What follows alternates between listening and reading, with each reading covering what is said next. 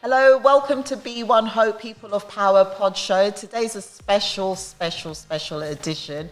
We have Martin, DJ Martin J, actually, DJ Martin J, who everybody knows for his outstanding work and contribution to the community. But this particular interview is not going to be me, it's going to be the students or the club members, whatever you want to call them, members of B1 Hope Stonebridge.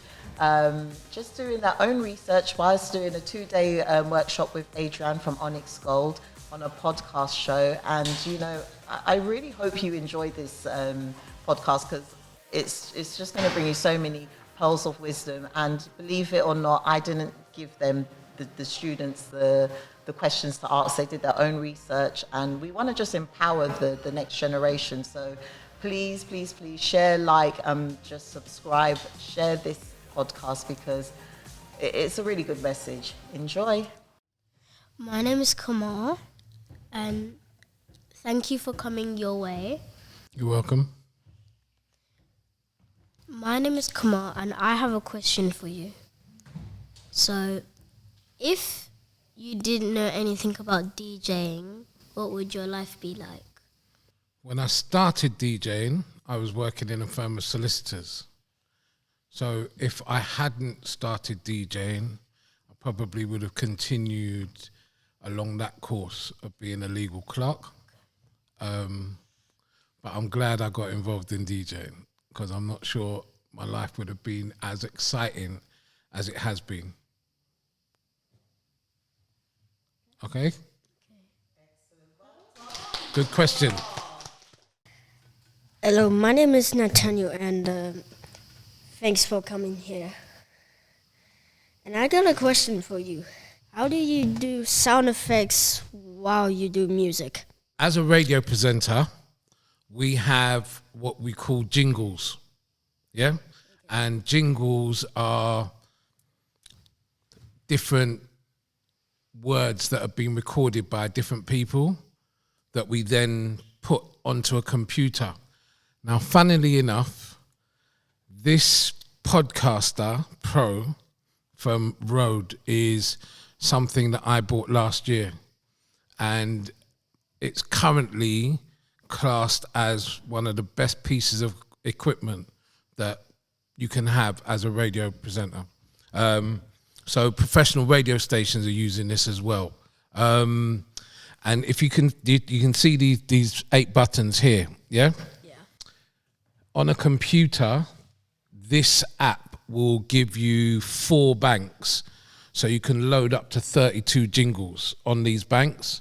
And so I'd be on the radio and say something like, "It's Martin J, you're on Bacchanal Radio, and it's time for a guilty moment." And then I'd hit the button, and then you'd hear the jingle that says, "It's time for a guilty moment. And that's how you create your sound effects that work with what you're doing on the radio. All right? Well done. Thank you for the question. My name is Amari, and I have a question for you. Go ahead. 2 years ago, I went to Notting Hill Carnival for the very first time in my 11 years of life to watch my cousin DJ Jams to DJ there, and I enjoyed it. I mostly enjoyed the patties and slushies on the truck, but my question is, what opportunities are there for young kids to learn about Carnival and know more about their culture? Oh, my goodness. This is going to be a long answer because there are so many opportunities in Carnival, okay? The Notting Hill Carnival is based very much on the Trinidad and Tobago Carnival and also the Brazil Carnival, yeah, which are 2 of the biggest carnivals in the world. And so there is costume making that you can get involved in. There is DJing that you can get involved in. There's playing steel pan that you can get involved in. There's singing calypso that you can get involved in. And all of those different elements of Carnival have got a number of jobs. I actually run a Carnival band as well as DJing. So my Carnival band is called Fanatic Mass. And at the beginning of the year, I would sit down with my team and we would work out a theme. And so we have a creative team that says, okay, what are we going to do this year? Then we need someone that can draw the costumes that we're going to make. And then we have to get people in that are going to make them. So people that do wire bending, people that are able to stick feathers on and that kind of thing. So there's hundreds of ways that you can get involved in Carnival. It all depends on like where your passion is. So if you like art, then I would suggest that you get involved in the costume making side of things. And if you like music, then I would say learn to play the steel pan. Or if you like entertaining, then obviously be a DJ, because that's the best job out of the lot. All right? Yeah. Good question. Thank you for coming here. You're welcome. Hi, my name's Mara, and my question is, what's your favourite soca song? My favourite soca song of all time? If you were to ask me what my favourite soca song of all time is, I would say that it's a song called Lorraine by Explainer. Okay, that's... If you were to ask me what my favourite soca song is of the last 5 years, it's still a difficult question, but I would probably say Marshall Montano. Okay. And a song called Play Harder. Okay. Thank you for coming. You're welcome. Hello, my name is Myles, and my question is, who was your idol when you were growing up and why? Wow.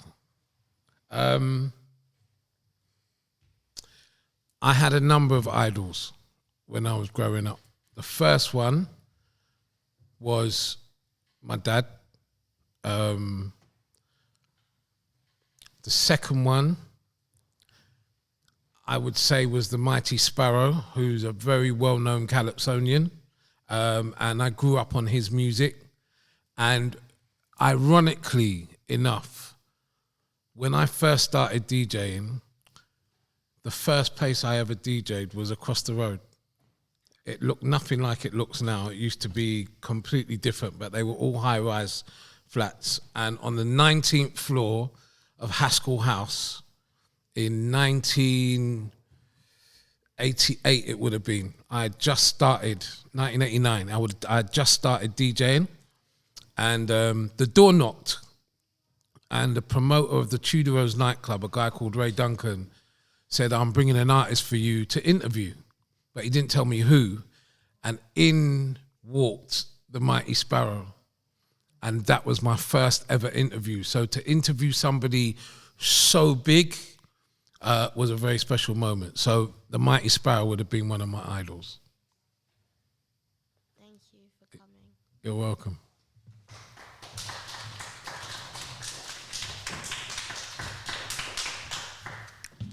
Hi. My name is Janae, and What's your name? Janae. And my question for you is, what are you most passionate about and why? My first passion is my family, obviously. My second passion is radio. And if you were to ask me what part of DJing do I prefer radio. I prefer being able to put a show together and present a radio show. And there's a lot of preparation that goes into that if you're going to do it properly. And so that I prefer that to playing out in a nightclub or DJing in a party or anything like that. So my first passion is radio. Oh, okay. Well, thank you for answering my question. Thank you for coming here. You're welcome. Hi, my name is Rishi, and I have a question for you. What was your biggest DJ set you've ever had? I think the answer to that is Carnival. Just generally, if you're DJing at Carnival, in the way that I DJ at Carnival, it means that you're playing to everybody that's there. And if you think that there's over 1.5 million people that go to Notting Hill Carnival, and although you've got your masqueraders that are directly behind your truck, but everybody that's listening on the outside, you've got to take them into consideration as well. And there's certain times that you'll address the crowd as well. So biggest and boldest set, definitely Notting Hill Carnival. Thank you for coming. You're welcome.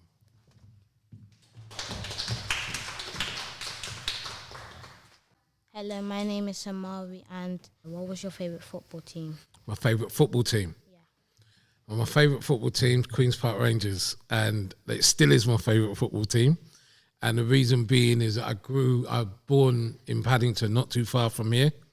And QPR was my local club. And way, way back in the day when I was your age, QPR was the best team in London. And so it wasn't shameful to support a team like QPR. And I've just stuck with them because I'm a very loyal person. So QPR is the answer.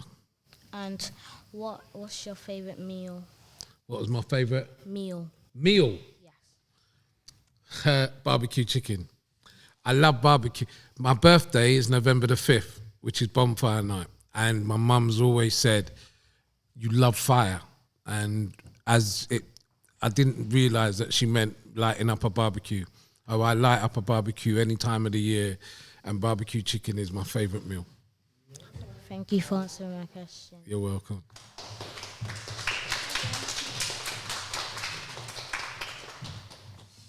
Hi. Hi.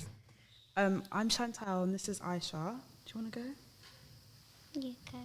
Okay, her question to you is, when you're on the radio, how does everybody hear your voice all around the world? First place my voice goes is into a microphone. Yep. That microphone would be connected to something like this. Yep. And from something like this, it would go into a computer. And from that computer, it would go onto the internet. And that is how everybody will be able to hear it wherever they are in the world. Okay? It's a similar thing to if you do like this podcast that you're doing now, when you finish recording it, it will go from here onto the computer, and then from the computer, you'll play it out onto the internet. Yeah. You understand? Yeah. Good, thank you. And my question to you is, in your opinion, which Caribbean island do you think produces the best soca music? That's not a question. Well, okay. Which was your favourite? It is a question. I don't have a favourite, and there's not an answer to that. I think that the Caribbean islands are so varied in what they do that if you come from Dominica and St. Lucia, you would have grown up listening to a particular type of beat. And so therefore, when you hear it, no matter how good a Trinidad song is, you're never going to say that song sounds better than WCK or Triple K. And I think that is for everybody in the Caribbean. It's a bit like saying which Caribbean island cooks the best. Yeah, it's all different. Yeah, and my response is you sit down and turn down a plate of food from anywhere in the Caribbean and then I'll answer it. You wouldn't do it, you know? You just enjoy it from where it was. So, the difficult question, but I don't think there's an answer to that. Okay. My personal favourites, I think I've grown up a lot with Trinidad music, so a lot of the Trinidad sound is something that I'm quite accustomed to, from calypso go right up. So I guess I'd have to say that. Trinidad. I think so, okay. Yeah. Thank you for coming You're today. welcome. Thank you.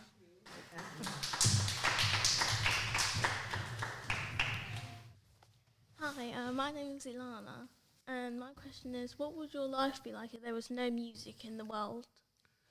Boring is a one-word answer that I can think of. I think it'd be very, very difficult.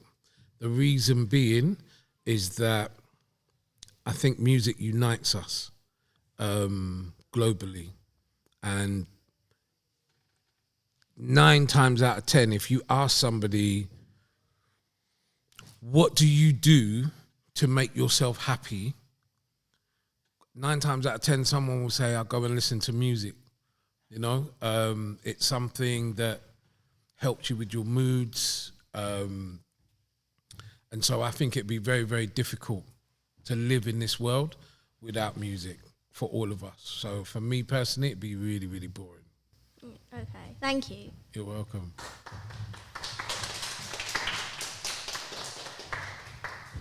Hi, I'm Nicole, and my question is, why is it so important for you to get involved with helping those in need, and especially with the fundraising efforts for St. Vincent and the Grenadines. If we don't pass on what we know, then it gets lost. And there may be someone sitting down in this room today that's just heard one of the answers that's come out today, and it's given them the inspiration to say, this is what I want to do. Now, they might not necessarily want to do radio, but they might want to do TV, they might want to do acting. And a lot of the principles that you need to do any of that entertainment stuff are pretty similar. And so what I've received from people over the 30 odd years that I've been doing it, I haven't had to pay for it. You know, it's just been people saying, look, Martin, this is how you should do this, and this will make you better at that. And so if I can pass that on, then I will do it all day, every day. Yeah. Second part of the question, why did I think it necessary to take part in relief aid for St. Vincent and the Grenadines? So St. Vincent and the Grenadines had a volcano that erupted, and the north half of the island was devastated.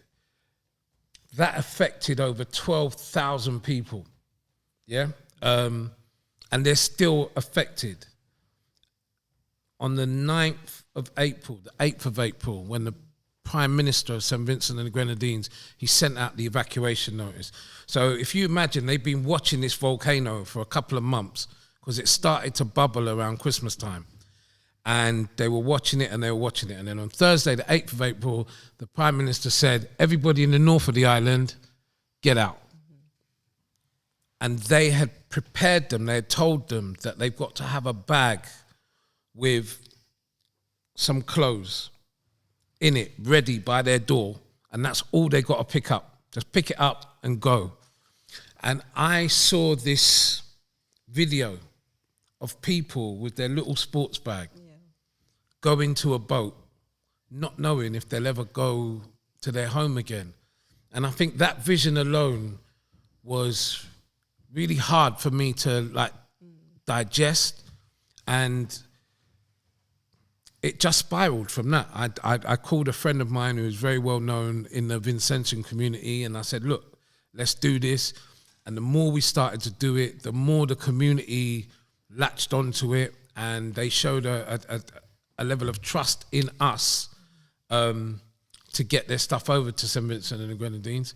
And we just managed to do it in a way that people said, look, I want to work with you. You know, there's a footballer by the name of Ivan Toney who plays for Brentford Football Club. Brentford have just got promoted to the Premier League. Ivan Toney was their top goal scorer. Ivan's grandparents are Vincentian. Yeah. And so he started a GoFundMe page. And obviously, being a footballer, he was going to get the number. So we started to collect a lot of money. And he wanted to make sure that his money went to where it was going to work. And our next container, which leaves in 3 weeks' time, has been donated by Ivan Toney. And that's just one of the small things that he's done to help. So the answer to your question, it was just a natural reaction. And I won't stop until I think that everybody in St. Vincent is back on its feet. And that won't be for a while. Yeah. And just to say from me, thank you for coming, because you've been one of my idols growing up listening to Choice FM and 8 o'clock. I remember being ready. And for you to be here and just to take the time out to speak to our children that are going to be future leaders is so inspiring, and it just gives them that sense of new opportunities. And I just commend you for actually coming and following through and being here. So thank you for your time. Thank you. Welcome.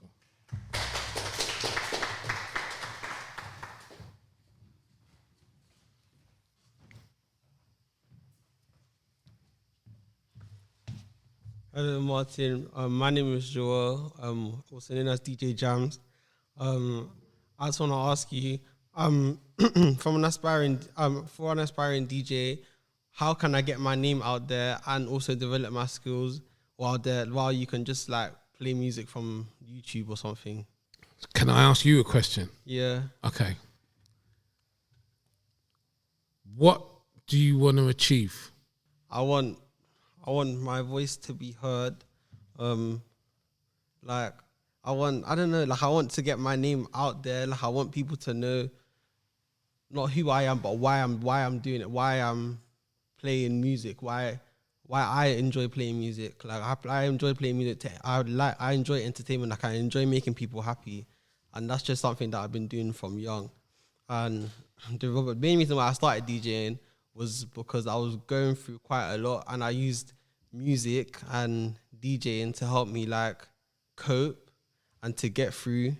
So I just want to inspire like the youth, like for example, like my cousins and my sisters. Like I want to inspire them to do what they're passionate about. Like no matter what anyone says, like do what you want to do. Do what makes you feel happy. So I want them to know that it can be done. Yeah, that it can be done. Like nothing is impossible. Like even from my young age, like I've done so many gigs. Like for example, like a DJ at Notting Hill Carnival, like was such a big thing for me, and it came out of nowhere. The opportunity came out of nowhere. So, I mean, God is in control, and God does so much for us. But I just want everyone. I just want to inspire the youth and just let them know that nothing is impossible, and just do what you want to do. Just go for it, because you don't know where it may lead to. Okay, so the first thing that I would suggest you do is work out a 5-year plan. Okay. Yep. Work out where you want to be in 5 years' time. Work out where you want to be in 2.5 years' time. Work out where you want to be in a year's time. Yeah. Okay. Do it back to front.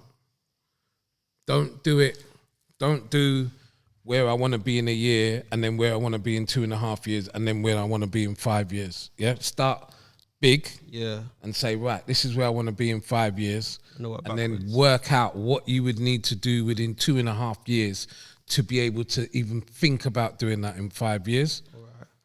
And then the same with your 1 year. I'm going to bet that by the time you get to 5 years, you've changed your mind. But I'm going to also bet that you'll probably be further ahead than where you want to be. Yeah? Understood. The most important thing is to be consistent. Now, when I was on Choice FM for 23 years, yeah?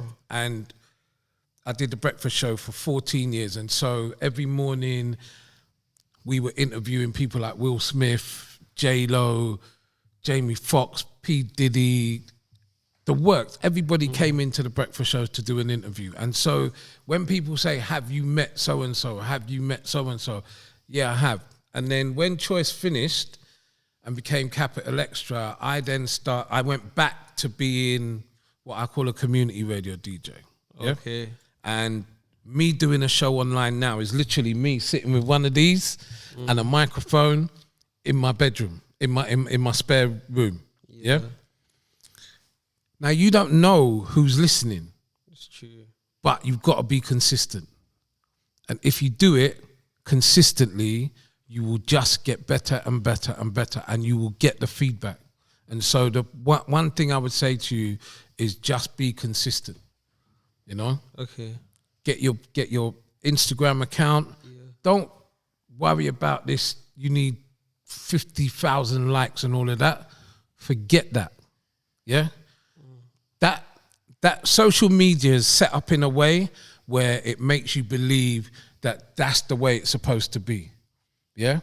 Now, if you get 50 genuine likes from people in the community, that is worth 10 times 50,000 likes from this algorithm that Instagram have built up. Yeah? It's just about being real, and people will gravitate towards that. The same way that you're here now during the half term, you know what I mean? And you're learning. Be real about what you're doing when you're on the Instagram, and people will gravitate towards that. And they'll gravitate towards the real you. So that's what I would suggest you do. Be consistent and be real. All right, thank you. You're Thanks welcome. for coming.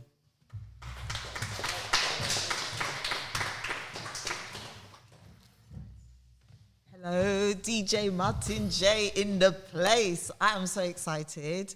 Thank you, first and foremost. This is absolutely, like my sister said, Nicole, this is a dream come true, because sometimes when I was driving to work, listening to your energy come through the radio would set me up to go to work and deal with like a busy day.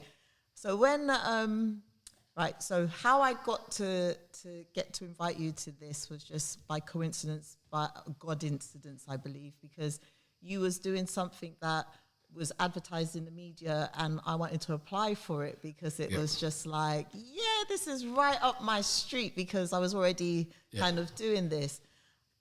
But unbeknown to me, I'm just so grateful for you being here today, because when I was starting to research, I was like, I read so much stuff about you from your own blog. One, you can write really well. I love how you put together some of the information. And I was reading to the members today, just a little bit about your background, because I was really emphasizing, once you start researching, you're not going to be able to stop. And I was like, your story is just so amazing. So the one question that I'd like to ask you, because there's just too many, and I would be going on and on and on, believe me, because I just didn't even know all of this. I only knew a little bit about Choice FM. So when I was reading all this other stuff, it was just like amazing.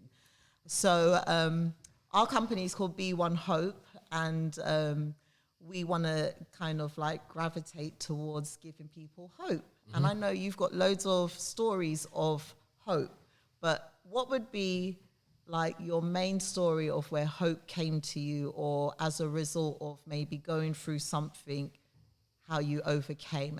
I know it's quite wordy, but I wouldn't know which one to specifically ask. So if you have a positive mindset, then positivity will come to you. And you know, there's old Caribbean sayings that if you look for trouble, trouble go find you. It's the same way that if you think in a negative way all the time, then negative things are going to happen in your life, you know? And I'm going to give you a specific example in a minute. I created a company called Positive Horizons.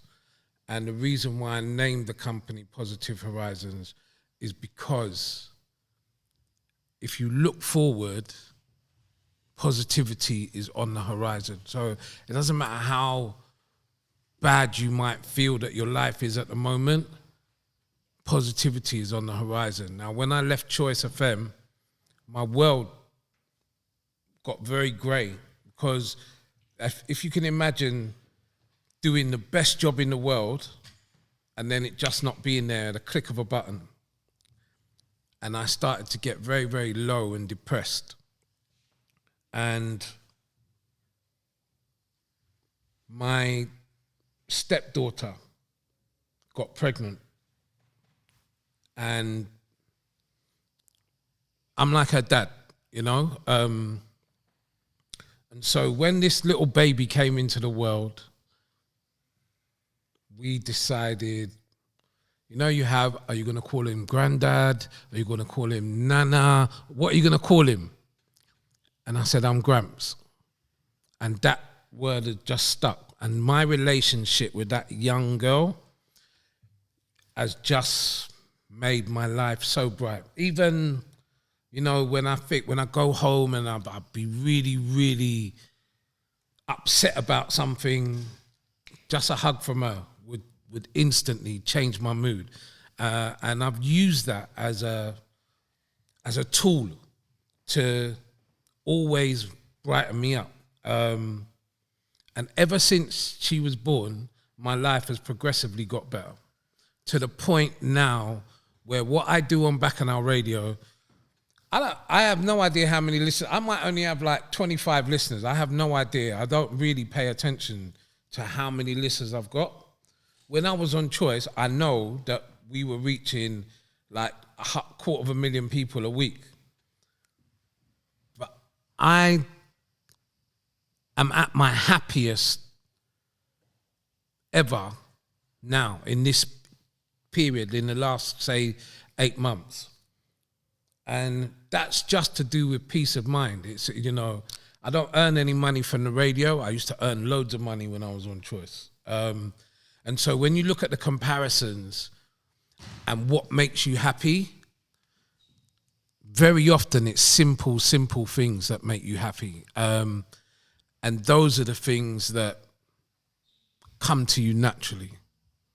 Now, to answer your question, my father died when I was 13, 1984. And so my grandfather, his father, died before I was born.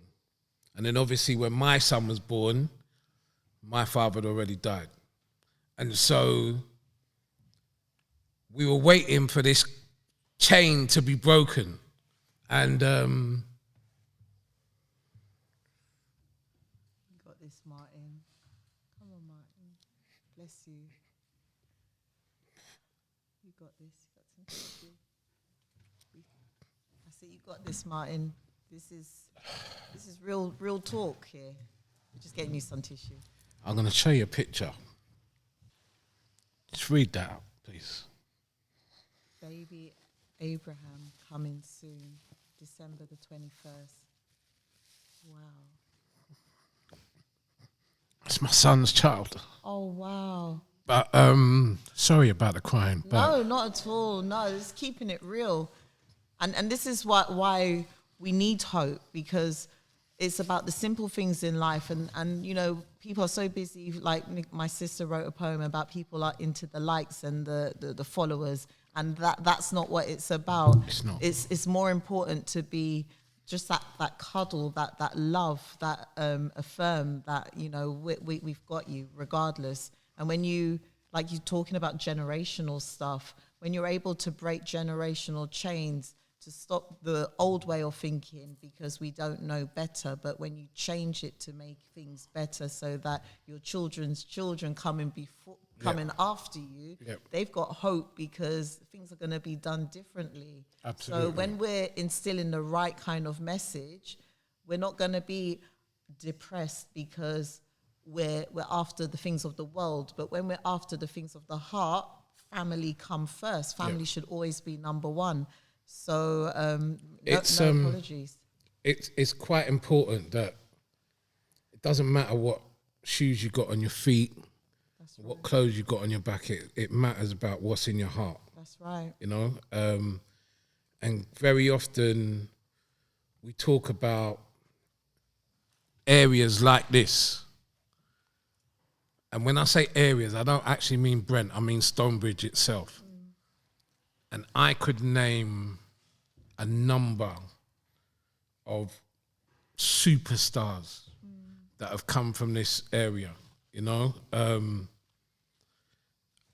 I think sometimes the system tries to pigeonhole you and put you in a place where you're from here, so you're supposed to end up like this. Yeah.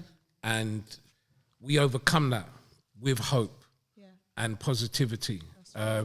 And I think that it's important that from a young age that you understand that nobody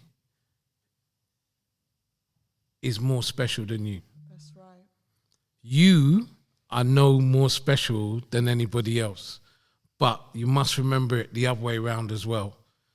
Nobody is more special than you. We're all equal. That's right. Yeah, and that is an important message to have. That chain breaking there.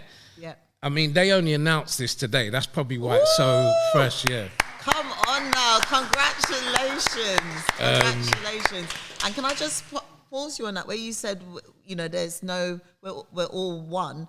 That embodies be one. Let's all be one. We need to be unified. We all need to be whole. So when you're just talking about the trainers and, you know, just because somebody might be wearing those shoes, it doesn't make you any better than anybody else. Do you know what I mean? Yeah. We're all one. Absolutely. And just looking out for each other with their needs, with, you know, everyone comes from different walks. Yeah.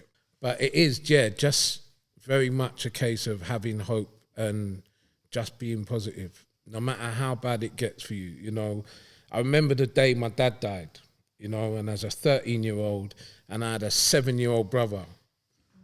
And to this day, if you ask him, what did I say to him when I saw him? He says, oh, my brother just put his arm around me and said, don't worry, everything will be all right. And I didn't know that at the time, but you've got to believe. You've got to be positive. Yeah. 100%. Yeah, Thank definitely. you so much for just No giving worries. us so much pearls of wisdom. I really appreciate that. And yeah, just as a thank you, the members here have got something for you that we'd like to present to you, just as a thank you for coming. So we'd like to just present you because we believe that. Do you want to come round on this side? Oh my goodness.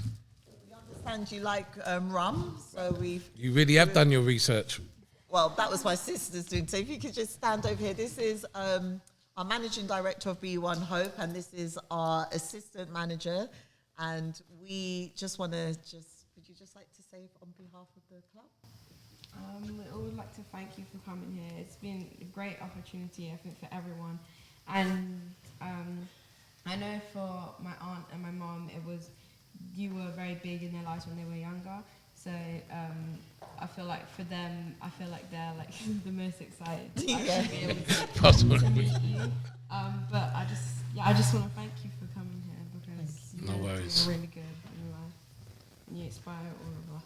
Thank you. You want to say anything, Risha? No. You've got it. Janae's covered everything. Thank you so much. We really appreciate it.